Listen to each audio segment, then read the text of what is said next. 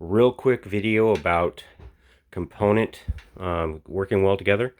I have a Corsair 5000D case, a Z690 Tuff Gaming motherboard, Z690, Z790, you get the picture, and an Artic Frozer 3 with a Seasonic Focus 850 watt power supply.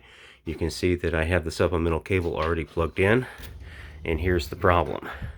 When you put the cooler at the top,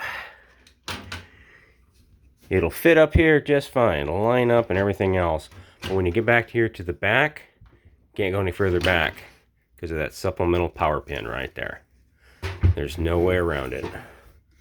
So with this component combination, this has to be front mounted. That means removing all those fans and most likely that little black plastic piece right there.